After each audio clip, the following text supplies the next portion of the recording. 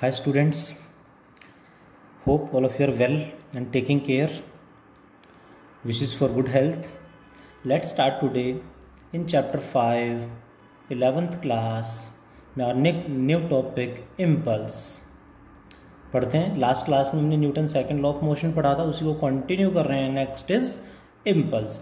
Impulse is defined as the product of force acting on a body and time taken. Force into time. Whenever force is constant, variable force थोड़ा बहुत change हो रहा है, variable है, तो हम average force into time भी लिख देते हैं. सो impulse is the product of average force acting on a body and time taken, or we can say average force into time is impulse. You know well from Newton's second law what is force into time. You know well, according to Newton's second law, F is equals to delta P by delta T. हमने last class में पढ़ा था. So what is force into time? Multiply कर दें तो क्या हो जाएगा? That is delta P. So impulse can also be defined as the change in momentum. दोनों ही फॉर्मूले इम्पल्स के हैं. One is force into time taken, another is change in momentum. What is P? Momentum. Delta P change in momentum. Question is what is it's SI unit? SI unit of impulse is force into time. Force is Newton and time is second. So Newton second. And one more, जो momentum की unit वही change in momentum की unit और वही impulse की unit, that is KG metre per second. Newton को भी expand करेंगे तो यही बन जाएगा. That is the SI unit.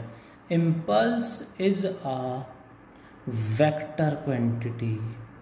Impulse is a vector quantity. अब वेक्टर है तो डायरेक्शन भी होगी. What is its direction? Direction of impulse is same as that of change in momentum. Same as that of change in momentum, or we can say same as that of force. जो force की direction होगी वही change in momentum की direction होगी, वही impulse की भी direction होगी. Same as that of force. Hope you got it. Impulse basically impulse का कॉन्सेप्ट इतना सा ही है, बट यहाँ पे क्वेश्चंस अक्सर यहाँ से न्यूमेरिकली जनरली आता है. बट उससे पहले थोड़ा सा इम्पल्स पे बेस्ड कई बार थ्योरेटिकल क्वेश्चन पूछ लेते हैं. What are the applications of impulse? Applications of impulse देखते हैं ज़रा. इम्पल्स के एप्लीकेशन क्या होते हैं? In a particular process let impulse is what? Force into time taken. That is what? In a particular process, that product or impulse is constant. So we can write force is equals to constant divided by time, या impulse upon time, या delta p by time taken. constant को हटा दें तो equal sign भी हट जाता है. क्या आ जाएगा? Proportional sign. Force is inversely proportional to delta t. Delta t means time taken, and that means if time taken increases, force decreases. If time taken decreases, force increases. Reciprocal हैं. Hope you got it. Use कैसे करते हैं इसको daily life में? A very common example. A cricket player. Cricket के नाम से सबको समझ में आ गया होगा. You know well, all of us are familiar with the cricket. देखा है, खेला भी होगा, बहुत सारे बच्चे तो खेलते भी होंगे. अ क्रिकेट प्लेयर, फील्डर भी कह सकते हैं. अ क्रिकेट प्लेयर और fielder lower his hands while taking a catch. While taking a catch. That is why. ऐसा क्यों करते हैं? While taking a catch. Hope you got it. ऐसा करते हैं. करते क्यों हैं? It is an application of impulse. लिखेंगे lower his hands while taking a catch, which due to which क्या होगा? Which increases the time of catch. हाथों को पीछे खींचेंगे तो प्रोसेस का जो टाइम है, कैचिंग का जो टाइम है वो बढ़ जाएगा. Which increases the time of catch. और टाइम ऑफ कैच ज़्यादा होगा, प्रोसेस का टाइम हमने इंक्रीज कर दिया है, that does what, which decreases, time बढ़ा दिया तो फोर्स क्या हो जाएगा, ऑब्वियसली रेसिप्रोकल है, विच decreases force on hands, which decreases force on hands. This is first application of impulse. Important है, कई बार आ जाता है एग्जाम्स में, आपके सामने है। Second application is, let's talk one few more examples. One is you know shockers, अक्सर हम सुनते हैं गाड़ियों में शॉकर्स लगे होते हैं। शॉकर्स की full form is shock absorber, that is shock absorbers. Shock absorbers यानी शॉकर्स आर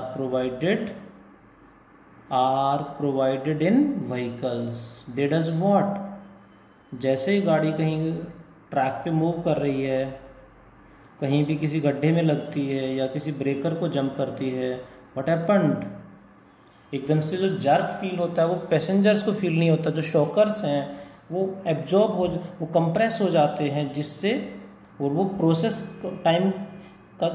का जो टाइम है उसको इंक्रीज कर देते हैं, जिससे फोर्स कम हो जाता है, गाड़ी पे फोर्स कम लगता है, गाड़ी में जो पैसेंजर्स बैठे हुए हैं उन पे इम्पैक्ट कम होता है, फोर्स कम लगता है, एंड दे आर सेफ, उनको ज़्यादा जर्क फील नहीं होता। जैसे गाड़ियों में शॉकर्स होते हैं, ऐसे ट्रेन्स में बफर्स होते हैं। Buffers are provided in trains, same वो भी यही काम करते हैं, buffers are provided in trains. बहुत सारे एग्जाम्पल्स हैं। One more very popular example, bubble wrap. जैसे ही मैंने बबल रैप का नाम लिया सभी समझ गए होंगे बबल रैप कहाँ और कैसे यूज़ होता है, पता चल गया होगा आपको क्या काम करता है, कैसे यूज़ करते हैं। बहुत सारे बच्चों को यूज़ क्या है डजेंट मैटर, बस जैसे बबल रैप का नाम लिया, अच्छा वो जो फोड़ने के काम आता है, हाँ जी वही। उसमें क्या करते हैं, bubble wraps are used to do what, होता क्या बबल रैप में वो भी समझेंगे। Wraps are used to pack breakable devices, like mobile phone, LCD, LED, कोई भी ब्रेकेबल डिवाइस है उनको पैक करने के लिए यूज़ करते हैं। इसमें एक्चुअली क्या होता है, बबल रैप में क्या करते हैं, प्लास्टिक होता है, प्लास्टिक में एयर फिल कर देते हैं, प्लास्टिक की लेयर्स में एयर फिल कर देते हैं, जो एक बबल की तरह भी बन जाते हैं और वो शॉकर का काम करते हैं। कहीं गिर जाएगा तो सारा शॉक एब्जॉर्ब कर लेंगे। शायद समझ पा रहे होंगे बबल रैप क्या काम करता है। इसी तरह से a person get more injury when falls on hard ground और marble floor. When falls on hard ground, we can say marble floor, पे गिर जाए तो बहुत ज़्यादा इंजरी होगी। as compared to that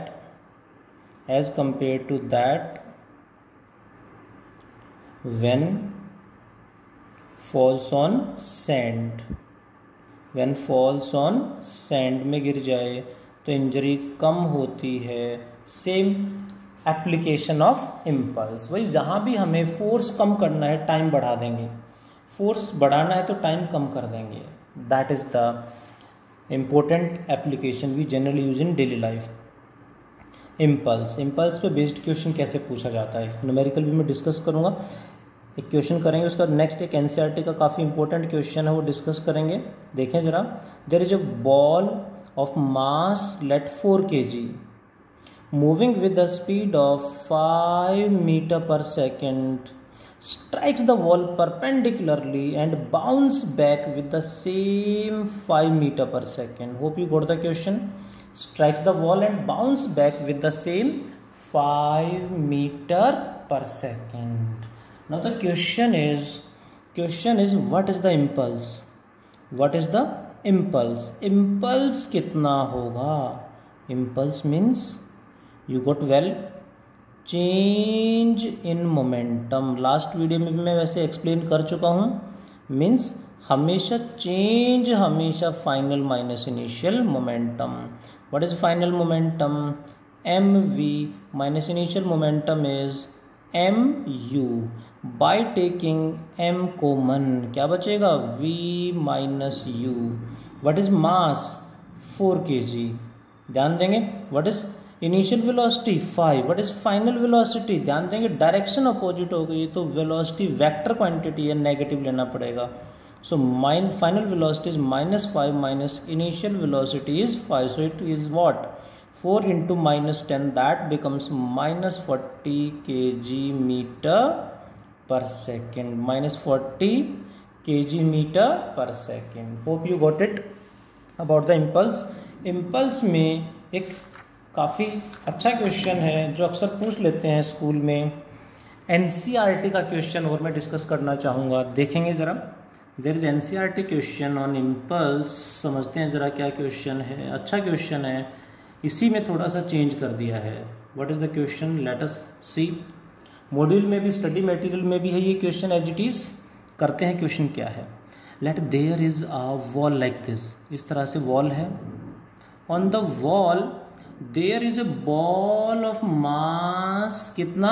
m, moving with the speed u, strikes the wall like this at an angle of 30 degree as shown in the figure. यानी wall पे normal draw किया, direction of motion of the ball and wall का जो normal, उनमें angle 30 degree. It is given in the question and the ball bounce at the same angle. Ball bounce back at the same angle and at the same speed. Same angle पे same speed के साथ bounce back कर जाती है। What is the impulse? अब impulse कितना होगा ये हमें बताना है। What is impulse? Obviously change in momentum. Direct answer नहीं दूंगा मैं, पहले एक्सप्लेन करूंगा पूरा डिटेल में, फिर मैं बताऊंगा कि सीधा आंसर कैसे लिखना है। For that we will calculate change in momentum normal to the wall means perpendicular to the wall and change in momentum along the wall separately. दोनों को सेपरेटली कनेक्ट करेंगे, कैलकुलेट करेंगे। Along the wall and perpendicular to wall करें calculate. Change in momentum means same final minus initial momentum but should be taken perpendicular to wall only. देखें जरा, ये speed u, ये velocity u, इसके साथ theta angle 30 degree angle बना रही, तो u का इधर कंपोनेंट जिसके साथ एंगल बनाएगा वो हमेशा कोस कंपोनेंट ये बन जाएगा u cos 30 और इसका परपेंडिकुलर इधर आएगा u sin 30। Hope you got it. Same this u final जो वेलोसिटी u सेम है u बट डायरेक्शन अलग है। This u also makes the same angle 30 degree with this line, so इसका ये कंपोनेंट हो जाएगा u cos 30 एंड इसका perpendicular इधर आएगा u sin 30। Let me clear, जिसके साथ एंगल बनाएगा वो cos और उसका परपेंडिकुलर sin। इसका एरो इधर था, डायरेक्शन इधर थी, तो इसके दोनों कंपोनेंट इसी तरफ होंगे, ये इधर ये इधर। ये एरो बाहर की तरफ था तो इसके दोनों कंपोनेंट बाहर की तरफ होंगे, ये भी बाहर और ये भी बाहर की तरफ होगा। ये ध्यान रखें, direction is more important please. So final momentum minus initial momentum perpendicular to the wall. Wall के perpendicular final momentum is mass into final velocity. Formula वही रहेगा m into v minus u, but value कौन सी लेके चलेंगे? m into what is final velocity perpendicular to wall. Wall के perpendicular पहले है ये तो बाद में ये u cos 30 है तो ये माइनस u cos 30 होगा, डायरेक्शन अपोजिट होगी, that's why. So final velocity is minus u cos 30 minus what is initial velocity this one अलो, क्योंकि परपेंडिकुलर टू वॉल तो यही है u cos 30। Perpendicular to wall हमें कैलकुलेट करना था, वही लेके चल रहे हैं। सॉल्व करें तो यू गोट दैट, कितना आंसर आएगा? Minus 2mu cos 30। शायद सबको समझ में आ गया, यहाँ तो कोई डाउट नहीं होगा। What is change in momentum along the wall. Wall के अलोंग क्या होगा? फॉर्मूला सेम रहेगा, final momentum minus initial momentum. mass into what is final velocity, this one u sin 30 minus what is initial along the wall, तो final और initial दोनों equal हैं and direction भी दोनों की सेम है, ये u sin 30 तो ये भी u sin 30, बट यहाँ पे ये u cos 30 तो ये minus u cos 30, direction opposite हो गया, so you got the point, that becomes, दोनों इक्वल हैं, दैट बिकम्स 0। सो ध्यान रखेंगे, मैंने पूरा ये प्रूफ मैंने साइड में एक्स्ट्रा करा है, एग्जाम में लिखने की जरूरत नहीं है। हमेशा जो मोमेंटम चेंज होगा वो अलोंग द सरफेस नहीं होगा, ऑलवेज चेंज इन मोमेंटम और impulse takes place perpendicular to the wall, हमेशा। So impulse in this question is what, net change in momentum, net change in momentum is what, that is change in momentum perpendicular to the wall. ऐसे case में हमेशा wall के perpendicular component change होगा and answer क्या आया है, -2mu cos 30। यहाँ से कई बार स्कूल एग्जाम में, एंट्रेंस एग्जाम में क्वेश्चन आ चुका है, hope you got it, -2mu cos 30। That is about impulse, its definition, direction, SI unit, applications and examples. आज इतना ही पढ़ते हैं। Thank you all, take care.